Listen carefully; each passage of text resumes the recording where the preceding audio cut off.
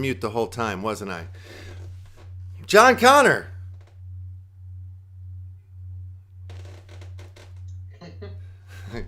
Is that you? Can you hear me, sir? Yep, I can hear you. All right. Well, I started the show strangely with my mic on mute. That's what happens when you're running everything. So anyway, we're here. This is episode 19. Today is Tuesday. You're watching the Upland Action News. I'm sorry I had my mic all muted. What's going on, John? Just a nice day at work today. A nice day for me is like coming up with good ideas, syncing with the team on some like visionary stuff, like working on the next level thing, and filling in the details. So I'm super happy. It's a sunny day out, getting some work done. Very cool. Got Yes. a couple things I might share during our conversation. We'll see.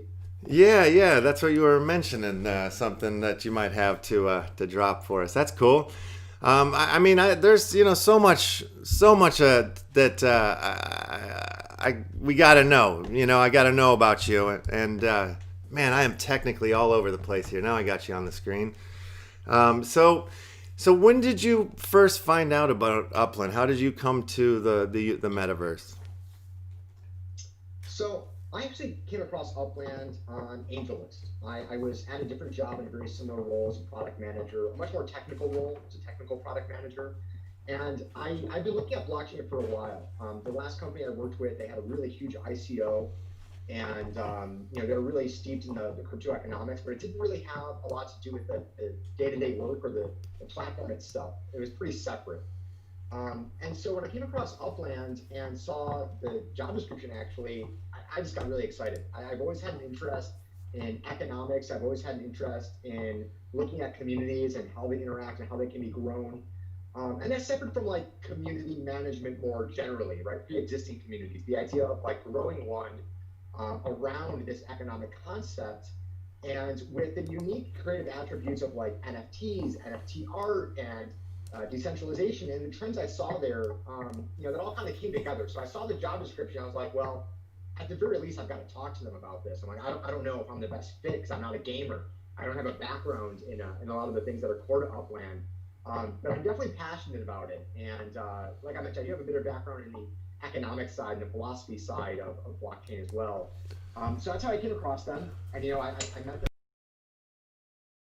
process. It went really great. And, 4 months later, here I am. So very cool. Did you say that you worked for a company that was blockchain based before? Yeah, so I've consulted with a couple of blockchain companies, but the last company I was a product manager for was Current Media. So they had an ICO and they had intended on building part of their product on the blockchain, but ultimately due to regulations, they decided not to. And so they're in this really interesting case where they had this very successful ICO, like peak ICO, like everything went perfectly for them, the right timing, the right people. There's like 7 people in a room working around the clock, raised 36 million. But what they ended up building, I think they're doing really great right now. I'm still friends with a lot of people there, but it's not as expansive or as creative as what I'm seeing at Upland, and that's really what I wanted to be a part of. Yeah, no doubt. The creativity is what probably has to drive all of this stuff. So with the price of, Bitcoin reaching to the levels that it is right now, and like kind of crypto having a little bit of a moment, do you think that will, bring in more numbers to Upland, more people to Upland? Or how do you feel like the whole crypto space actually affects Upland? Or do you see a connection? Or is it sort of there, but it's sort of unrelated? Yeah, I think one of the really cool, unique advantages of Upland is it's very easy onboarding, right? So for the crypto curious, for people that are like, okay, what's this blockchain thing? Hey, remember the internet in like the late 80s? Maybe you should get a piece of that, right? So, and I've seen this so many times now. I have so many friends that are like, hey, how do I buy ETH? How do I buy Bitcoin? How do I get on this blockchain? How do I make my art into NFTs? And I always go to try to show them or explain to them. I'm like, man, this is a pain in the ass. Like this is not something that's going to be mass adoptable, right? And when I tell people to sign up for Upland, and I explain to them what Upland is and what the future of Upland is, and how this is just the starting point for something so much bigger, it clicks. They get it. They sign up and they're like, oh, I own this. I own this piece of property, which you do during your onboarding. Everyone, buys a piece of property generally. You don't have to, but we walk you through that. We make it very easy. You don't have to deal with the wallet. And I'm not here just trying to shill, right? It's just my genuine response to the space. So when I see blockchain getting more attention, when I see the coins doing better, I view it as like inevitably it'll drive more interest to Upland, right? It's an entry level point to the whole world of crypto, and it's only going to get easier and it's only going to get better. The more we improve the platform, the more features we add, the more data we get on our onboarding. So yeah, I think a rising tide lifts all ships kind of situation when it comes to popularity in the blockchain.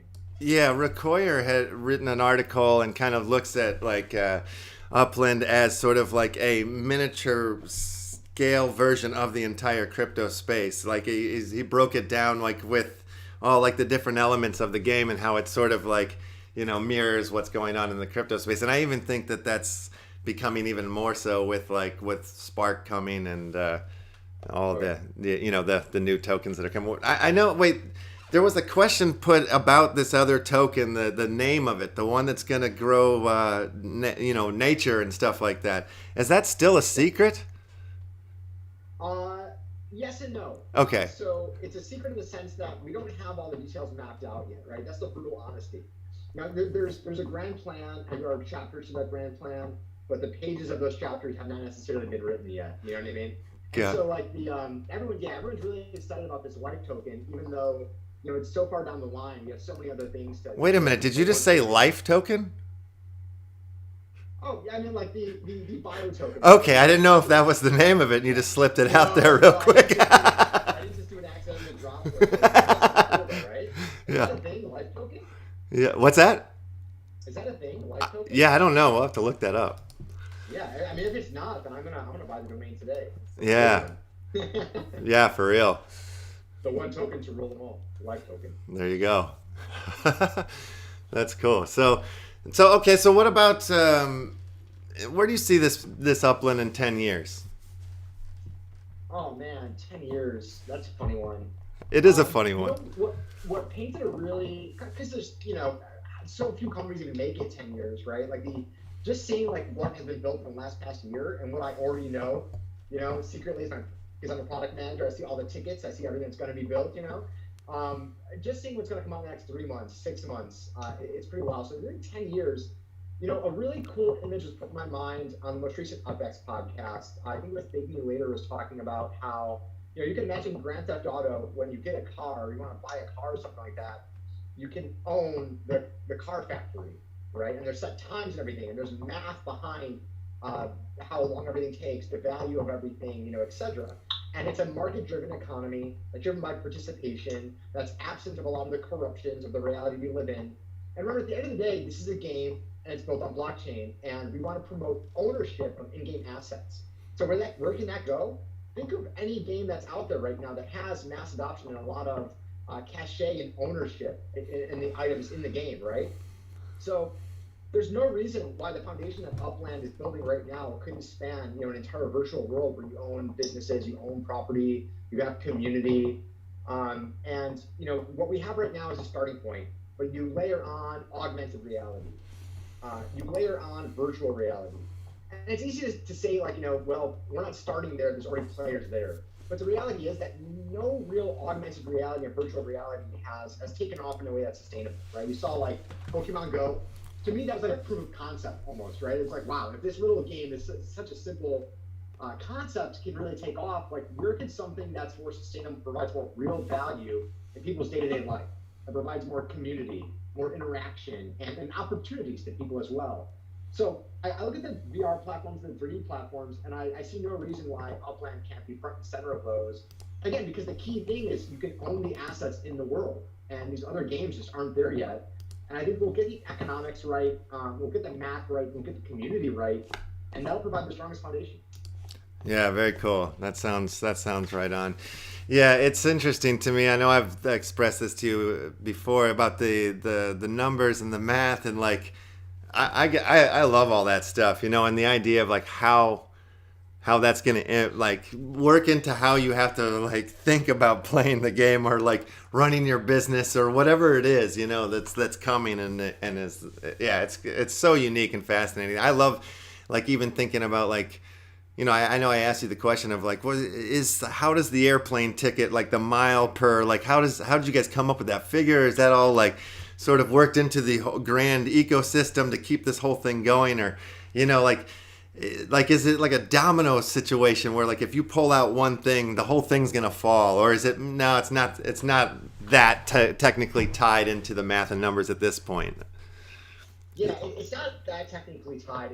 It's funny that the domino metaphor should be addressed because it's not like if we make one mistake with the math, everything falls apart, right? So, I know this has been said before.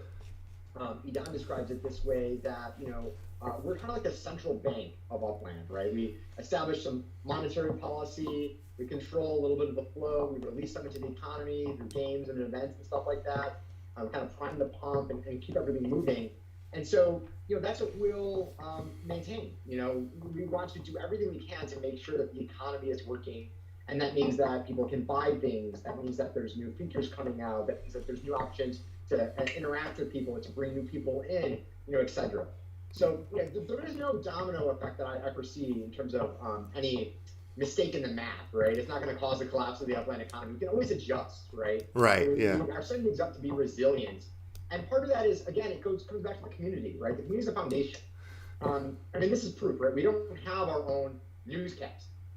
You are independent of the Upland team, you know, just so everybody knows. Left House is not an Upland show. He's independent passion over here. And that's the case with all of the UCN members and even beyond. You know, we have a lot of people that are not in the UCN that are also making great art, great like public features, like all of the data channels that are popping up. You know, it's really cool to see all of that. And it's that community that'll make us so robust, right? So if anything does go wrong, like a coin can crash, right? And everyone's out. If the equivalent happened in Upland, we have the foundation to survive, to build, to grow even more from anything that can happen in the economy. Yeah, I see. I think that Upland is more like, yeah, it's a game, it's all these things, but I think it's like the model for the world. Like I think like when Spark came out, I was like, why aren't we doing this in the real world? Like it seems so, you know, like after just being into like blockchain and reading all these different projects for the last 4 years, it's like, you know, like these sort of systems make sense. And you're like, this could happen in the real world. So I sort of look at Upland as like, you know, people need to look at it to learn how we could like build the world in a strange way, you know, like it's building an entire ecosystem that works. That's insane, you know, that's amazing. But it's so possible. And it seems like, you know, we were like, everything was in reverse in our lives up until like now. Now it's like, okay, now we can start moving forward with technology and businesses and ownership and all that stuff. So I think what you're speaking to really gets like the core of why I'm excited to be a part of Upland, right? Why I was motivated to come to this team and why I'm motivated every day to show up and help build things, right? And again, it's the great work of the founders who have laid the foundations for all of this, who have provided all of the theory, you know, to build upon. But it goes back to like the imagination of like, what can you do with blockchain, right? What can you do with these types of mechanisms? Well, you look to the real world and you're like, well, here are solutions for blockchain, right? Here are the corporate solutions and supply line and all this stuff. And there's a lot of cool things happening, but you know, at the end of the day, it's like, how do you get people to care? How do you get them to participate? How do you get them to realize what's possible with technology? Well, I mean, as a product manager, my whole space, we already know this. You gamify things, you make them engaging, you build community around them, you make them sticky, right? Yeah. There's this book that everyone in my space reads by Nur Eyal called Hooked. And it's about how to build habit-forming products, right? And so this same concept is being applied to things that are not good for you, that are trying to make you addictive, that don't really build any value or meaning or community in your life. We want to apply those same principles to building a whole world, a whole community around interaction and creativity and something that's very dynamic and obviously generated at its core by the community members, right? They are the builders. They are what spur our day-to-day interactions within the economy, the buying, the selling, and you know what will be the creation in the future once those features are built. Man, like if I haven't had any wavering feelings, but if I had had any wavering feelings, you've erased them all. Like the way you speak about it is like, that's how I feel. Like, yeah, you're exciting me in the way that you feel and express it. Like, yeah, you've just turned me on, sir. This is awesome. So I don't want to keep you too. Yeah, I don't want to keep you too long. So if there is something that you wanted to share with us, we can do that, and then I'll let you get back to work there. Oh yeah, we have a couple of really cool things coming up, and I just wanted to comment real quick on the idea of like wavering feelings when it comes to Upland, right? Yeah. Because there are some days where I'm like, I should be doing work, but I'm on the Discord and I'm messaging people and I'm reading the thousands of messages that come in every day. I'm also on the fan server, right? And so you see some people that like super passionate, and then one day they're like, I don't know if Upland's gonna be everything I wanted it to be, and it's so interesting to see. It's like part of it's like life outside of Upland, how we feel, right? And part of it's like, is development going fast enough? Right? Am I feeling good about how fast development is going? And the reality is that it's going to keep moving, right? Like, let's say theoretically we want to aim to get something out in November, but instead it's December.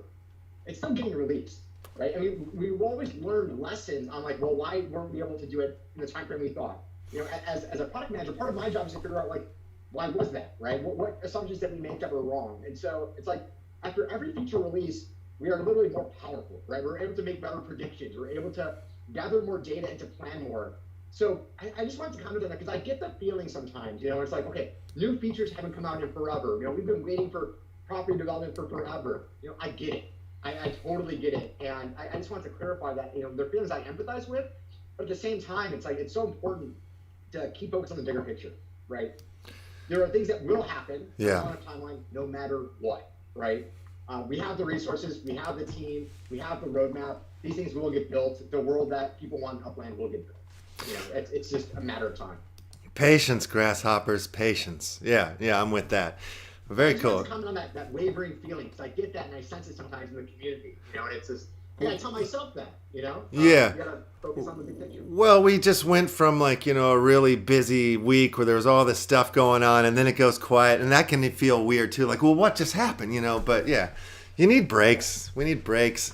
But as it goes, I can see like, in the future, there's going to be several different like addictive levels too. Like, oh, I'm just going to race again. I'm going to just race again. Like it'll be fun for the people who need those addictive qualities. I know they're coming. But so, all right, cool. Those dopamine hits. Yes, yeah, exactly. Well, I just saw a news report at like 4 a.m. where they said that a study came out where they're saying like people that play video games are actually happier now. They're saying than people that don't. So I don't know. I mean, they used to say it was a bad thing. Now it's a good thing. So who knows? Maybe it's the game you're playing. Yeah. During COVID, when all the gamers are like, no, we got this. We've been preparing for this our whole life. Yeah, exactly. It depends on when you're taking the data set. Yeah, for real. So, well, what's this little tidbit, if you want to mention it, before you go? I just want to say, we've got some cool stuff coming up next week, and I'm not going to give any details, but get excited about Black Friday. There's going to be a lot of big things happening in the economy around Black Friday. We're going to have a Thanksgiving event as well. And then, the week afterwards, we have a couple of unique things going on. That's tipping our hat to Art Basel. Art Basel is one of the biggest art events in the world, one of the most prominent ones. And being in the blockchain space and the NFT space, art is one of the things that's really taking off. And it's going to be a big part of our growth path as well. You can look forward to after property development, we have some big things in the works, and that includes, pulling in NFTs into Upland, setting up galleries, these are things that have already been mentioned, right? But we want to start to get the ball rolling on that and to get people focused on these types of things. And so we can paint a clear vision around what art is going to look like in Upland. So stay tuned for a couple things related to that, the week of Art Basel, first week of December. And then the last tidbit I will drop is the sandbox. So, I think we may have commented on some dates or at least a rough time frame in the AMA, but I've just been seeing on Discord, everyone asking about when it's going to come out. So we can say, we have some plans by mid-December. The sandbox will be something that people can play with. We'll have some competitions around it, and people can get their first taste of what property development is going to look like in Upland. Amazing. Oh, that's lovely. That's all good news. That's really exciting stuff. Thank you so much for sharing all that, and thanks for coming on, and thanks for your passion about Upland, man. Yeah, I appreciate it very much. Yeah, likewise, brother. I'm a big fan. I tune in every day. You know what? I saw the title for what was it, yesterday's one, where it's something about Miami and art technologies. Yeah, there's an NFT fest. It's Music Tech Miami, and the McDuckin and Upix. The video I did with Mars, Utah, is going to be presented at this NFT fest. So yeah, I'll be dropping more information about that. That's like early December 5th or 4th through the 6th or something like that. But so yeah, we'll be talking much more about that. I'm gonna have Mars on the show later this week too, so we're gonna chat about that and other things we got going on. That's great. That's great. Mars has been a huge help with a number of things, but seeing that video, first hearing the song was awesome. I was like, oh, this is wild. The Upland's got fans that are making stuff like this. Yeah. And then I saw the video, and it was just a whole. All right, I'm gonna get in trouble for saying this probably, both with the community and the team, but it is by far my favorite piece of Upland art ever. There it is. When I'm hanging out with people, I pull out my phone and I show them that. I'm like, this is what our fans are making. Yes. This is the beginning. This is like maybe one of the first, maybe if I include you, the first two like Upland celebrities that we're going to be creating. Beautiful. Man, that's great. I'm just such a big fan of the work that you put out there. And I want to thank you for that effort, both creatively and in terms of, I'm rationally selfish and you're promoting the company I work for. So, but most importantly, the creative side. I mean, just the visuals on it and everything. Like, I'm proud to show that to people. And it's just so great that you put that effort into it. Well, as a filmmaker and a music maker and an art maker, like, man, Upland has really given me a nice little platform to present all of that stuff. So, yeah, the feelings are mutual. And we'll have to have you come on the show again sometime, for sure. Yeah, absolutely. Awesome. This was a lot of fun, and I look forward to it in the future. Beautiful. We'll talk soon then. All right, have a great one. Talk to you later. There we have it, ladies and gentlemen. Mr. John Connor. Oh, that was awesome. Super, super duper awesome conversation. Thank you for coming on the show.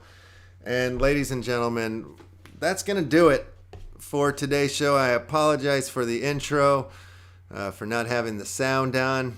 That was a goof troop on my part, but as you guys know, I'm a goof troop. All I said was, the beginning of the show, I'm a member of the UCN. These are my words, my own opinions, all that stuff that I always say every day. And I said good morning, good noon, and good night. And I'm saying it again. We will see you in Upland.